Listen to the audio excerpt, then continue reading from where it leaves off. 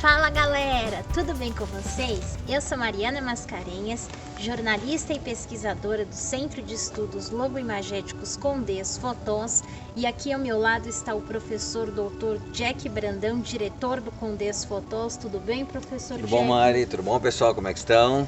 Bom, hoje nós estamos aqui no canal Imagens em Foco, né, professor, para falar de coisas estranhas.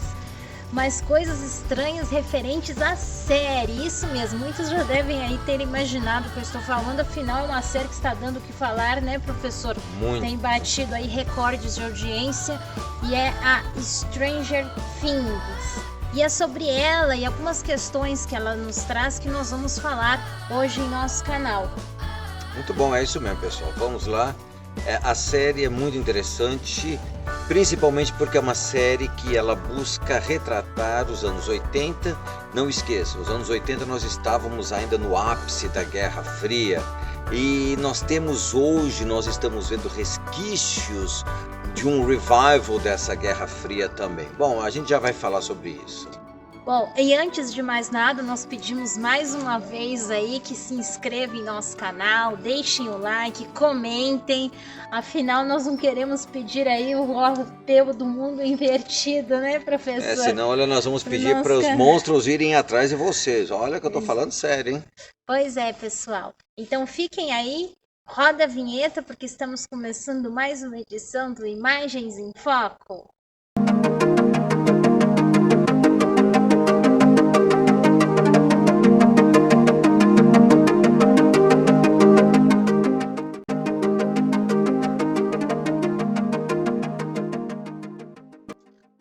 Para quem ainda não conhece, a série Stranger Things narra a história de um grupo de crianças que se aventuram depois que uma delas desaparece e vai parar justamente num mundo invertido, que recebe esse nome porque é exatamente o mundo que vivemos, só que com uma característica sombria, habitada por criaturas estranhas até então não conhecidas. E o que acontece? Como se dá acesso a esse mundo? Bom, primeiramente uma criança chamada Eleven, ela abre esse portal sem querer por meio de poderes sobrenaturais e aí começa uma série de aventuras, confusões e nós já estamos aí na 4ª temporada. Primeiramente, o que eu queria falar aqui, como o professor Jack já nos disse, é que a série passa na década de 80, justamente aí no período que está acontecendo a Guerra Fria. E a série traz uma série de questões aí relacionadas ao embate entre Estados Unidos e União Soviética. A série se passa numa pacata cidade chamada Hawkins, em Indiana, Estados Unidos. Lá tem um laboratório do governo norte-americano que usa de crianças com poderes sobrenaturais para atacar quem? Os soviéticos.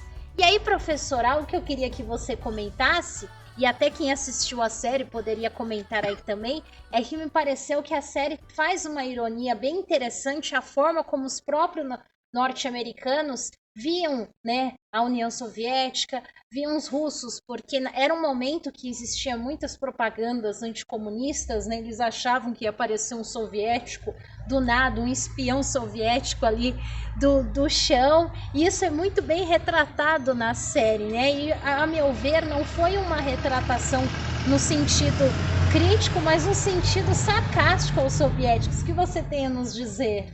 Bom, é interessante que quando a gente vê a série, isso fica muito claro, essa ideia do preconceito ou da pré-concepção de um lado e de outro lado. Então, quando nós olhamos a série, é muito claro a crítica aos comunistas. Tudo é comunista, tudo é comunista, tudo é comunista, não sei o quê, porque os comunistas. Então, nós vamos procurar, por exemplo, uma cena na quarta temporada, se não me falha a memória, em que eles estão num shopping e uma pessoa fala: como é que você vai descobrir quem é o russo, o soviético? Ah, é alto com cara feia. Então, ou seja, sempre buscando criticar, buscar determinados estereótipos e incentivar. Mas só que a gente vê isso de uma forma realmente muito sarcástica.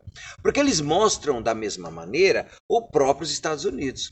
Os Estados Unidos também, dentro desse mundo da Guerra Fria, havia uma neurose coletiva muito grande, tanto por parte dos soviéticos quanto por parte dos estadunidenses. Então, essas neuroses elas vão crescendo à medida em que a aproximação de uma guerra nuclear se achega à humanidade. E é engraçado, como a gente havia falado no início, que nós estamos sentindo algo parecido, isso novamente. Parece que os Estados Unidos, eles perderam o medo de uma guerra atômica, porque o que nós estamos vendo, de modo especial nessa guerra da Ucrânia, é isso. Os Estados Unidos oferecendo, dando armas maciçamente, por exemplo, para os ucranianos. Já foi aprovado não sei quantos bilhões de dólares que os Estados Unidos vão dar. Por quê? Buscando atiçar o urso, como nós já havíamos falado isso aqui. Isso é extremamente perigoso também. E isso era um medo que havia nos anos 80, nos anos 70, principalmente nos anos 60, 50, 60, quando os mísseis soviéticos iriam ser colocados em Cuba. Então o mundo ficava com medo extremamente grande de uma explosão, de uma guerra atômica, de uma terceira guerra mundial. E é engraçado que a série me passa muito isso, me passa só que de uma forma sarcástica, como se não se acreditasse mais nisso. Então, o que nós estamos vendo hoje, de modo especial, é uma corrida armamentista extremamente grande, extremamente perigosa, antes nunca vista. Sim. Só que as pessoas não estão mais levando, parece que não levam mais a sério, ou seja, aquele medo que havia, ele é tratado com sarcasmo. Algo muito parecido eu vejo também com a própria questão do demônio, como nós já trabalhamos aqui, eu vou pôr até um card aqui em cima para que vocês vejam a questão de Satanás. Durante muitos anos as pessoas morriam de medo do demônio, morriam de medo do diabo. Hoje parece que as pessoas veem de uma forma completamente diferente, ou seja, o demônio não existe, acredita-se nisso, então não precisa temer nada. Então, ou seja, as pessoas acreditam que a guerra atômica não vai acontecer, uma terceira guerra não vai acontecer. Só que o que eu vejo é que realmente estão atiçando tanto a Rússia hoje que, cara, sem brincadeira. Bom, deixa pra lá. O sarcasmo vai virar realidade. Né, porque o pessoal não está levando muito a sério. Então a própria série ela mostra isso de uma forma sarcástica. Porque é óbvio, nós estamos em 2022. Então a série tenta mostrar uma época que não é sua. É algo meio anacrônico. E isso é muito claro, esse anacronismo. Eu vou dar um exemplo. Apesar de retratar uma época que não é nossa, nós já estamos há muitos anos dessa época, dos anos 80, elementos de hoje estão muito presentes na série. Eu já até havia falado com você, por exemplo, na série é óbvio, não vai ter celular, mas nós temos o walkie-talkie. O walkie-talkie é uma coisa maravilhosa, ou seja, é como se o walkie-talkie fosse um celular, porque o alcance desse aparelho é gigantesco, coisa que quem usou na época, isso que tentava, sabia que meu mal você conseguia falar com seu vizinho. Ele funciona até no mundo invertido. É uma coisa absurda, eu falo, meu Deus, ou seja, olha os diretores, os editores, os produtores da série colocando a nossa realidade numa realidade paralela também, o mundo invertido, mas busca ser um mundo verdadeiro, né? É uma coisa meio louca. Com certeza. Professor, uma outra questão que me chamou bastante atenção acontece na quarta temporada agora. Ela vem, digamos aí, com um viés mais psicológico, porque ela traz justamente questões voltadas aí ao psicológico de muitos personagens que começam a se conectar de uma forma ou de outra aí com um personagem do mundo invertido, a gente pensa, é tudo ficção. Mas há traços ali que a gente pode trazer para a realidade. E um desses traços é que a forma que esse personagem se conecta, né, com os jovens do mundo real é por meio de traumas que eles trazem do seu passado.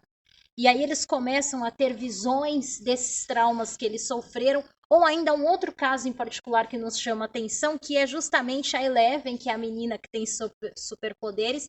Ela passa por um determinado trauma e no caso dela, ela apaga. Ela não consegue se lembrar de mais nada, porque ela sofreu mesmo um bloqueio mental. O que você tem a nos dizer, professor? Dá para fazer bastante relação aí com fatos da realidade nesse sentido, né? Não, isso sim. Uma coisa interessante que é a questão do trauma. O trauma, nós temos de lembrar o seguinte: muitos de nós possuem traumas de infância ou traumas que vai sofrer na adolescência ou até na idade adulta. E o inconsciente é uma coisa maravilhosa, porque o que o inconsciente normalmente faz? Ele apaga isso. A tendência é ele camufla isso. Só que muitas vezes, ao camuflar isso, você acaba somatizando isso no seu corpo.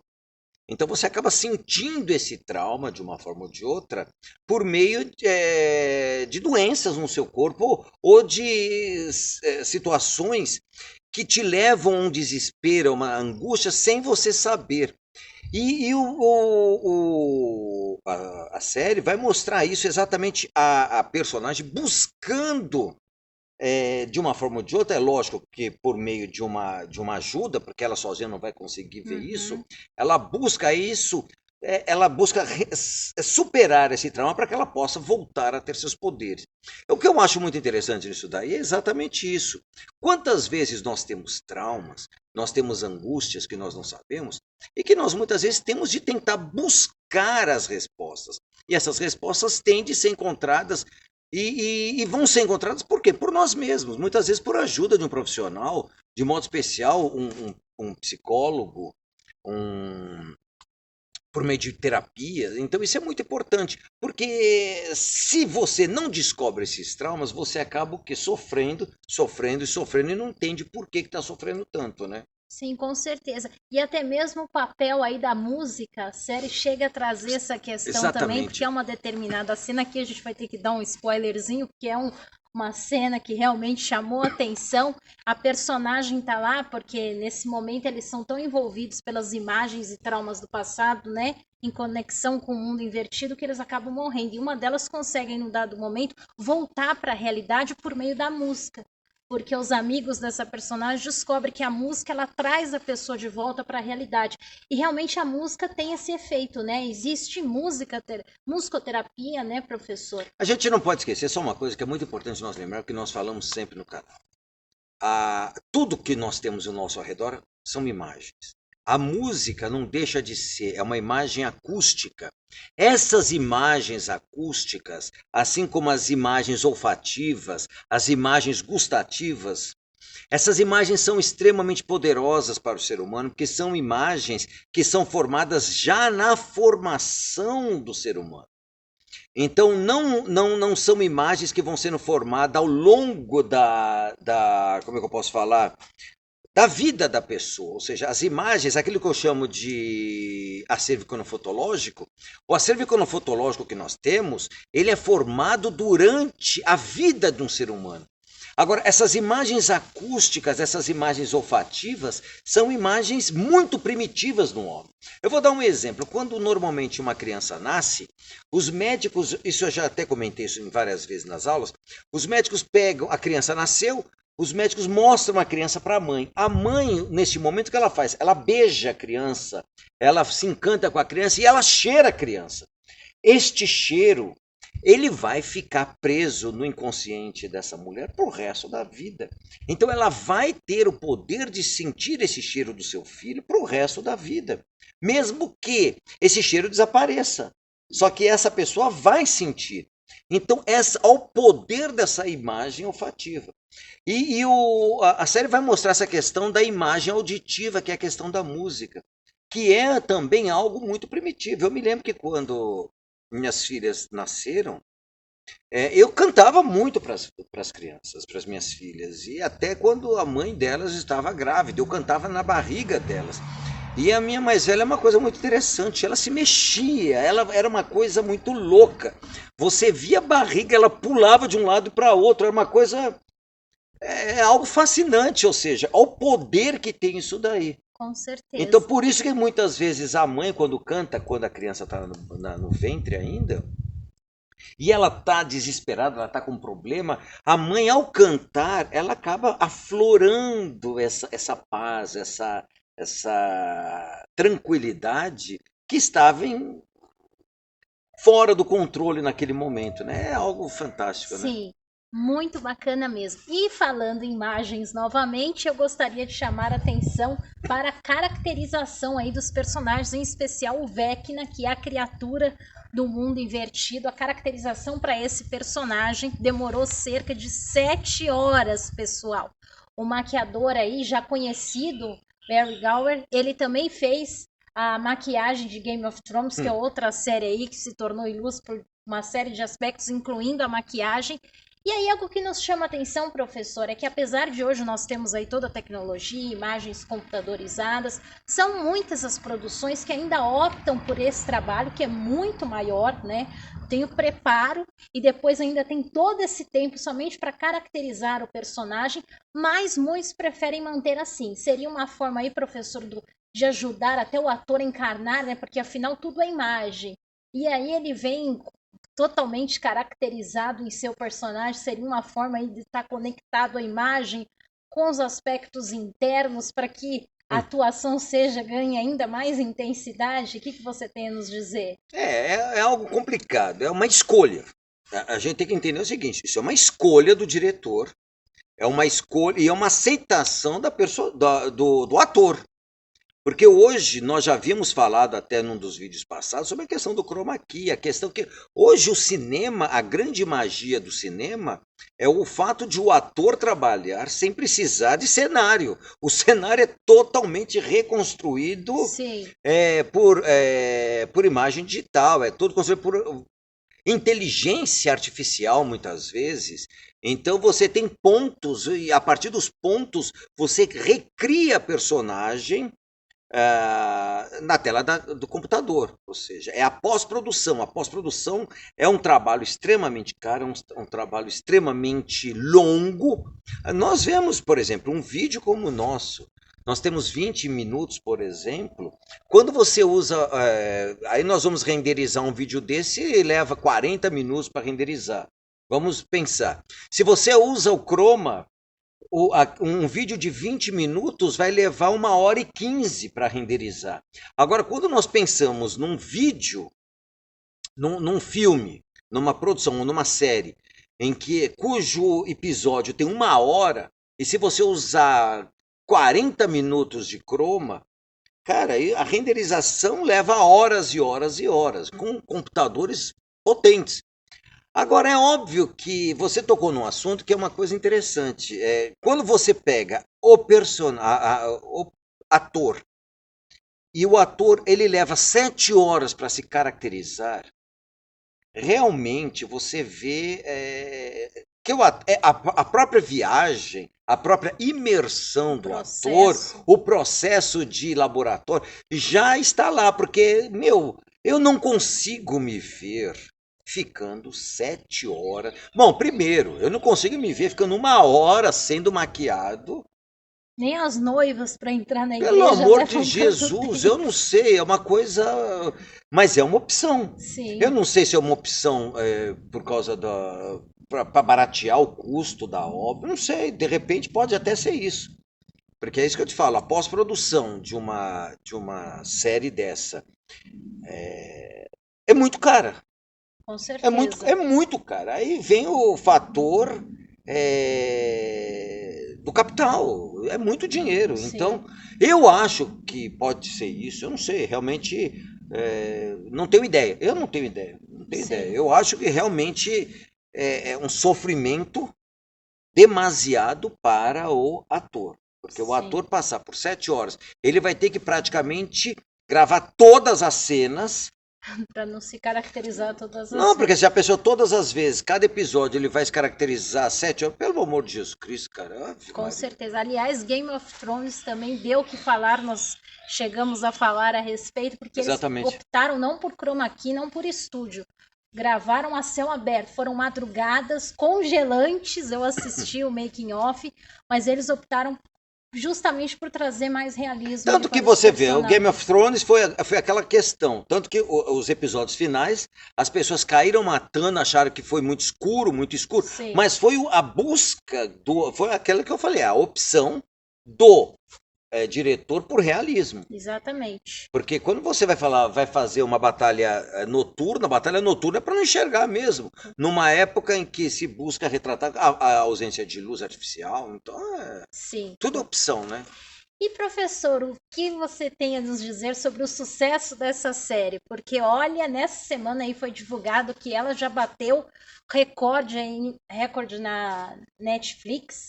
É a série de língua inglesa mais assistida somente no primeiro final de semana em que ela estreou. Foram mais de 286 milhões de horas visualizadas. A série ainda não bateu Round 6, né, que está com 1,65 bilhão somente no primeiro mês, também um sucesso estrondoso, nós fizemos vídeo, procurem aí no nosso canal. Sim. Mas a que se deve tanto sucesso, professora? E, aliás, a quarta temporada ainda não acabou, nós estamos falando aqui, nós já assistimos, até acho que por estratégia, o diretor segurou, ele vai soltar os últimos 2 episódios dessa temporada no dia 1º de julho, serão 4 horas de visualização. O que eu acho, é lógico, como eu não tenho dados, não há mensuração da faixa etária, porque quando a gente fala, teve muita visualização, papapá, só que a gente não tem ideia, eu não tenho acesso, por exemplo, à faixa etária. Eu suponho que muita gente também que está assistindo foram pessoas que acompanharam esses anos 80. Sim. Então, muito se falou da questão da música, que foi retratado, foram empregadas várias músicas, e muitas pessoas tiveram aquele revival da época. Todos esses filmes estão muito próximos ainda das gerações que viveram aqui. Então, há essa ideia do saudosismo, há essa ideia dessas imagens virem à tona. Então, muitas pessoas assistem. É óbvio que, além disso, há a própria questão da juventude, da garotada que busca esse tipo de coisa. É lógico que nós temos de pensar que a série acaba resgatando de uma forma ou de outra a questão dos próprios games que tratam dessas questões de mundos subterrâneos, submundos. Então, é uma miscelânea total. A ponto de, como eu falei, não há celular, é óbvio que é anacrônico o celular nesse momento, mas o walkie-talkie é usado de uma forma exagerada. Então, como se aquilo fosse possível naquele momento usar esses walkie-talkies de altíssima performance, como se fossem os rádios, por exemplo, militares. Não. Há uma cena também que o garoto vai fazer um PX. Quem é mais velho lembra do PX, ou seja, o rádio amador que era, eu me lembro, na minha época, quando era mais jovem, era uma coisa maravilhosa. A gente porque queria PX. Queria ter para poder se comunicar, mas era um preço inimaginável. Sem contar que você muitas vezes queria o PY também, que o alcance era internacional. Só para você ver, era uma coisa... E isso eu acredito que isso seja um catalisador para que haja sucesso. Tanto para os mais velhos quanto para os mais novos, que buscam e a série deu certo. A série deu certo, é óbvio. Tanto deu certo que está aí, ó. A Netflix não costuma fazer séries com mais de 7, 8 episódios. Os episódios normalmente são muito curtos. A gente viu que nessa quarta temporada os episódios têm quase 1 hora de duração. Mais de 1 hora. Mais de 1 hora, agora você Acho vê. Que apenas tem menos de uma, os demais todos têm mais de uma. Quase o tempo de um filme. Exatamente. É um filme, é um longa. Exatamente. Além disso, nós temos de pensar o seguinte: os 2 últimos episódios vão ter 4 horas, ou seja, 2 horas em média cada um. Então isso é algo que normalmente a Netflix não costuma fazer. Só que é algo que chamou atenção e as pessoas estão aí. Com certeza. Bom, mas é isso aí, pessoal. Eu espero que vocês tenham gostado aí deste vídeo. Se não gostaram, aí compartilhem com os inimigos de vocês. Assistiram a série? Comentem aqui o que acharam. Não assistiram? Vão lá assistir para comentar com a gente. E não deixem de se inscrever em nosso canal, dar um like nos nossos vídeos e comentem aí, né? É isso aí, pessoal. Tchau pra vocês, ó. Inscrevam-se, tá bom? Vamos lá. Tchau, tchau. Tchau, tchau.